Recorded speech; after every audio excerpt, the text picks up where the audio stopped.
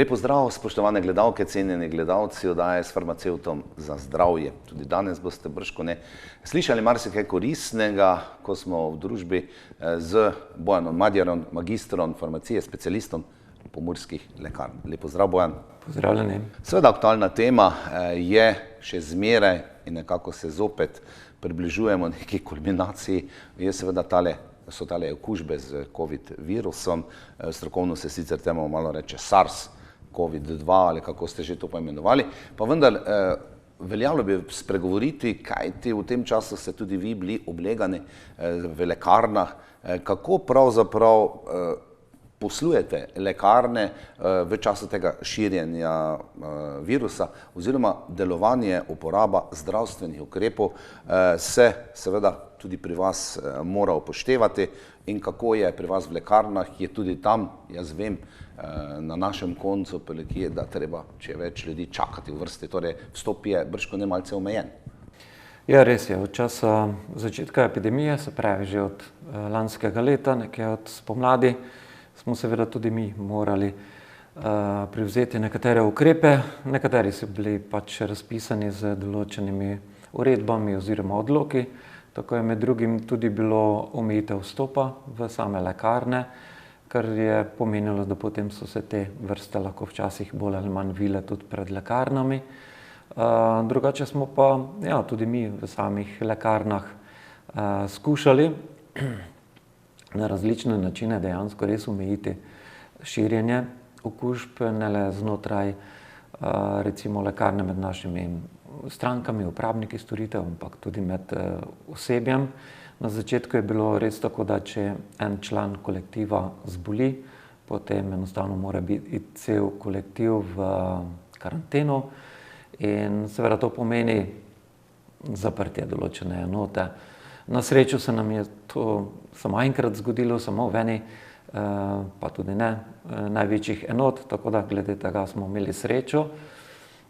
Deloma srečo, seveda lahko nekaj pripišemo temu tudi sreči, deloma pa tudi temu, da smo pač uvedli določene ukrepe, pazili smo na to, da se ne srečujemo, da nosimo ves čas maske, redno razkužujemo si roke, zmanjšamo čim bolj stik tudi med zaposlenimi in na ta način omejimo širjenje virusa. Tako da glede tega smo bili kar uspešni, je pa res, da zdaj v zadnjih skoraj da že 2 letih je vseeno delo, življenje v lekarni malce bolj ali manj drugače kot običajno. Da greva nazaj še k zaposlenim, takole umestno vprašanje, ste se tudi vi morali testirati kot zaposleni enkrat tedensko oziroma ne vem, na 24 oziroma 48 ur, pa seveda verjetno, ko je bila možnost, bili ste verjetno na prednostni listi tudi možnost cepljenja. Ja, zanimivo, kar se tiče testiranja, nas niso uvrstili med te, ki bi se morali obvezno testirati, tako da seveda, tako kot za vse ostale, če si bil v nekem rizičnem stiku, če si bil potem tudi, če si imel simptome, recimo, ki nakazuje na neko virusno okužbo zgornjih dihal, potem absolutno seveda se greš takoj testirati, da ovržeš možnost, da si zbolel za tem virusom SARS-CoV-2. Drugače pa ne, tako da bi se redno, periodično morali vsak teden oziroma na nekaj dni testirati. To pa zaenkrat še ni bilo potrebno. Seveda pa vsej te uredbe se spreminjajo in bomo videli, kaj bo tudi čas prinesel. Je pa res, da smo dokaj hitro prišli na vrsto za cepljenje. Nekako znotraj tega zdravstvenega sistema, kot zdravstveni delavci, je tudi nam bilo ponujeno cepljenje in dokaj hitro, dobro ne še decembra, ampak januarja, mislim, da sem prvi odmerek dobil 7. ali 8. januarja, tako da kar hitro smo prišli potem na vrsto za cepljenje. Gremo k tistim, ki vstopajo v vaše lekarne, pomurske lekarne. Običajno ljudje, ko so bolni, gredo v lekarno, ker se gredo po zdravila, s tem pa, če so že, tudi ima kakšno drugo bolezen, je tudi imunost manjša, se pravi, da nekako ste sporočali, če se spomnim najnih pogovorov, naj hodijo v lekarno zdravi ljudje, tudi pozdravila za tiste bolne, še to nekako zmeraj velja ali ne? Pa načeloma tako, če se le da, določenim ljudem, predvsem, ki imajo oslabljen imunski sistem, imamo kar precejšnje vseeno število ljudi, za katere lahko rečemo, da so imunokompromitirani, lahko zaradi določene bolezni, lahko imajo presajeni kak organ in seveda ti so lahko precej bolj dovzetni za okužbo, oziroma saj okužimo se lahko itak vsi, ampak pri njih sama bolezen potem lahko poteka v hujši obliki. Ali pa seveda poznamo tudi zdaj že dokaj dobro tiste skupine ljudi, pri katerih je verjetnost večja, da bo ta bolezen v hujši obliki potekala, tako da tem smo načeloma svetovali, da naj se takim mestom izogibajo, ker saj vedno smo tudi govorili, da tisti, ki so okuženi ali pa sumijo, da so okuženi z tem novim koronavirusom, enostavno ne hodijo ven, ne hodijo tja, kjer je veliko ljudi, in tudi lekarne so ponavadi ena od takih lokacij, kjer se veliko ljudi srečuje, bolni, zdravi, bolni zaradi kakih kroničnih bolezni, tako da načeloma, če se le da, bi bilo fajn, da pride po zdravila, po nasvet nekdo, ki je dokaj zdrav oziroma ki je manj dovzeten za resni potek bolezni. Imate omejeno število vstopa ljudi v lekarno hkrati, ali samo 2 ali 3 ali 1, verjetno je to tudi odvisno od velikosti lekarne, ne, pa od tistih okenc, kjer pač dajete nasvete in pa zdravila. Ta situacija se je spreminjala, ampak nikoli pa v tem času epidemije pa nismo vrat lekarn zaprli, nismo izdajali zdravil skozi okence, ampak so lahko ljudje normalno prišli v lekarno, tako kot vedno. Je pa res, da nekaj časa recimo je bilo omejeno na določeno število kvadratne ure, na določeno število kvadratnih metrov, same oficine recimo, je bil lahko en človek in seveda na podlagi te uredbe, ki je veljala tudi v drugih situacijah, recimo v trgovinah in podobno, smo pač seveda omejili vstop ljudi. Zdaj, zaenkrat velja tako, da lahko pride v lekarno več oseb, vendar pa vseeno je treba upoštevati s to razdaljo, 1,5 metra, 2 metra, kar konec koncev ni niti tako slabo v končni fazi. Velikokrat prejšnjih časih je bilo tako, da so malo naslonili en na drugem in vseeno so pa zdravstvene informacije zelo osebne informacije, o katerih veliko ljudi ne bi radi, da bi vsi drugi slišali o njih, tako da tista varnostna razdalja, vsaj za onim, ki mu se zdravila izdajo in se mu svetuje, bi bilo fajn, da res mu ne sloniš z ušesom neposredno tik za njim in prisluškuješ. In seveda ne samo, da prisluškuješ, tudi dihaš v njega in podobno, tako da zaenkrat je tako, da res vidim, da ljudje to varnostno razdaljo kar upoštevajo, veliko ljudi tudi raje počaka zunaj, čeprav bi lahko stopili noter, verjetno iz tega vidika, da ne želijo sebe izpostavljati predvsem tej nevarnosti oziroma tudi mogoče imajo toliko zavedanja, da ne želijo druge po nepotrebnem okužiti. Je pa seveda obvezno nadeti si masko, ko vstopimo v lekarno, zdaj, če je zunaj skupina, tam še nekako lahko se nadihajo, morda potem pride v lekarno maska in pa seveda razkuževanje rok ob vstopu, ne. To pa bržkone je ukrep, ki ga zahtevate v lekarni. Tako, to je v bistvu ukrep skorajda, ki je že ves čas. Z maskami je, če se spomnimo, na lansko leto je bilo tako, da potem en čas obiskovalci jim ni bilo treba nositi maske, potem so spet rekli, da je treba nositi v vseh teh zaprtih prostorih, se pravi vključno z lekarnami, zaenkrat tudi tako velja. Ob vstopu v lekarno imamo vedno še pripravljene te razkuževalnike, kjer si roke razkužimo. Itak dajemo te kartice od sebe, sprejemamo zdravila, dotikamo se stvari, tako da to je vsekakor pač pomemben ukrep, tudi maske so še vedno obvezne. Zaposleni jih pač moramo več čas nositi, to pomeni tudi 8 ur, tako da tistih nekaj minut, kolikor jih nadene tudi stranka, mislim, da spet ni tako zelo hudo.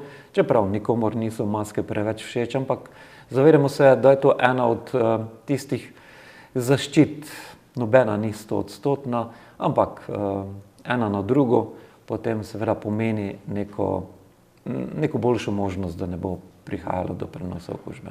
Bojan, prinesli ste tudi masko, to, ki jo običajno ali pa najpogosteje uporabljamo, ne. Izkazala se je kot dobro zgleda, ne, ko smo govorila to pred leto dni morda o tej zadevi, kakšne so eno, drugo, tretjo, ne, pa seveda pravilno nadeti masko, kar smo se tudi učili v naših oddajah s farmacevtom za zdravje, je še kako pomembno, ne, nekateri pač malo tak, malo gor, toliko da jo imajo, ne, ampak to je pomembno. Ampak pomembnejše vprašanje v lekarni vaši zaposleni. Verjetno ste se morali kar prilagoditi osebje na te nove razmere, nekoliko drugače kot poprej. Omenili ste že nekaj, morate nositi maske, ne smete biti preveč skupaj in tako naprej. Kakšne prilagoditve ste pravzaprav morali v lekarno upraviti, pa morda tiste, ki jih mi kot stranka ne vidimo? Ja, to je res. Veliko prilagoditev je dejansko vidnih, ne. Se je tudi spreminjalo tekom situacije. Na začetku prvih nekaj mesecev smo vsi bili bolj prestrašeni in tudi nevedni. Marsikaj smo se v tem času naučili o samem virusu, o prenosu. Tudi tukaj so potem se informacije spreminjale in na podlagi nekih dokazov smo potem seveda tudi prilagajali določene ukrepe. Kar se tiče mask, vem, da sem takrat bral tudi še za SARS, se pravi prvo različico, da so že takrat, hvala Bogu, se ni razširila, ampak so ugotovili, da v zdravstvenih ustanovah, bolnišnicah, kjer so uporabljali striktno maske, je bilo prenosa nam zdravstvene osebje manj, ne. Tako da neko vlogo so odigrale. Mi smo pač morali se prilagoditi, da res ves čas nosimo maske. Mi recimo te maske uporabljamo v ozadju, tam, kjer izdelujemo zdravila. Pri določenih zdravilih moramo uporabljati maske, da zaščitimo sebe, v določenih primerih, da zaščitimo magistralno zdravilo, ki ga izdelamo, da ga ne mikrobiološko ne onesnažimo, ampak sedaj jih imamo dejansko povsod, kjer se srečujemo med sabo ali pa z strankami, tako da v lekarni je praktično to povsod. Razkuževanje je bolj redno, potem seveda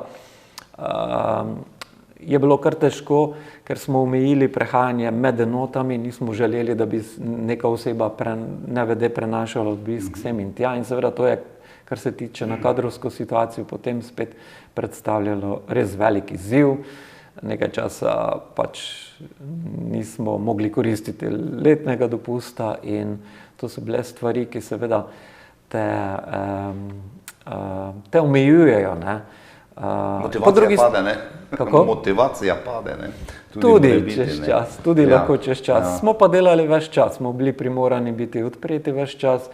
Država nam je nalagala določene dodatne stvari za napraviti. Na začetku recimo nam je omejila izdajo zdravil. Pri nas v Sloveniji je možno izdati zdravila za 3 mesece. Nekaj časa je bilo potem to na 1 mesec. Seveda to je pomenilo, da ljudje večkrat pridejo v lekarne in smo več delali. Pa več delali, ne? Več dela, sedaj je spet dodatno delo. Veste, spomladi je bilo tako, da so si teste za samotestiranje učenci vzeli v šoli, so tam dobili, no sedaj je to na lekarnah, spet dodatno prihajajo, ne. In se meša potem ta šolska nekako populacija z starostniki, ki večinoma prihajajo po zdravila za kronične bolezni. In seveda so zdaj v nekaj dneh tudi potem na začetku šolskega leta bile kar vrste pred praktično vsemi našimi enotami, spet na ta račun. Morebiti še takole ob koncu bi opozorili na kakšne napake oziroma slabosti, bomo rekla, ne napake. Vsaki dan ste praktično od ponedeljka do petka v lekarni s strankami, ki bi jih veljalo takole sedaj kot opozorilo mogoče ponuditi našim gledalkam in gledalcem, da recimo se ne bi ponavljali ali pa da ne bi prihajalo pogosteje do njih. Ja, kot rečeno, predvsem to, da res držijo to razdaljo. Na to bi opozoril, večina jih to zelo dobro upošteva, tu pa tam se pa najde kdo, ki ne. Potem, da si razkužijo roke, to smo se tudi že kar navadili, vidim, da s tem večinoma ni težav. Maske, veliko ljudi jih ima, tu pa tam pride kdo, ki nima. In smo imeli že primere, ko so nam tudi potem grozili z odvetniki, če smo jim kaj rekli, tako da ni prijetno potem v takih primerih, ni to neka naša kaprica, je pa to, kot rečeno, tudi ni seveda 100% zaščita ta maska, je pa en od delcev v tem mozaiku, ki lahko vseeno malce zmanjša sam prenos okužbe. Zadnjič, ko sem dežural, prihajajo seveda v dežurstvo ljudje tako postopoma, en po eden v tisti majhen prostor. Včasih pozabljamo na to, da v tem prostoru, tudi če nismo hkrati z nekom drugim, pa je bil nekdo pred nami ali pa pride za nami nekdo, ki je res se ne more zaščititi tudi tako dobro, kot bi cepljenje recimo drugemu omogočilo ali pa kaj drugega. Recimo prišel je gospod najprej, ki je imel terapijo, ki je nakazovala, da gre za okuženega z koronavirusom. Za njim je prišla ena mlajša gospa, oba dva sta imela masko dejansko na bradi oziroma pod nosom. In seveda na ta način, ko dejansko ni maska ščitila ničesar. Bila je samo zato gor, ker pač morajo imeti. No, tle bi res opozoril na to, da mask ne nosimo zato, ker je tako neka politika povedala, ampak je v ozadju vseeno nek razlog. Se pravi, maska mora, če je pač na obrazu, naj zakriva od nosu do brade, se pravi, da ne izdihujemo skozi nos ali pa skozi usta mimo, ampak v masko. Tako da mogoče na to bi opozoril. Kot rečeno, spet večina jih ima ok, ampak tu pa tam vidimo koga, ki tega ne upošteva. In kot rečeno, v lekarno pa res prihajajo tudi ljudje, ki so zelo bolni, bolniki z rakom na kaki terapiji, s presajenimi organi, ki nimajo koga, da bi drug prišel in morajo pač priti po zdravila in če ne drugega, vsaj na njih pomislimo. Upajoč, da bomo se znebili enkrat teh mask, ne, da bo se zadeva toliko umirila, se vam zahvaljujem za obisk v našem studiu, Bojan Madjar, magister farmacije specialist. Zahvaljujem se tudi vam, cenjene gledalke in gledalci, za vašo pozornost. Čeprav je bila tema takole enostranska ali pa enosmerna o zadevah glede okužb, glede poslovanja v lekarnah, pa sem prepričan, da tudi kaj novega, predvsem pa kakšno opozorilo, če obiščete lekarno, da se držite tistega, kar nam pač narekuje trenutna situacija. Do prihodnje oddaje s Farmacevtom za zdravje vam želim vse dobro in pa predvsem zdravja. Srečno!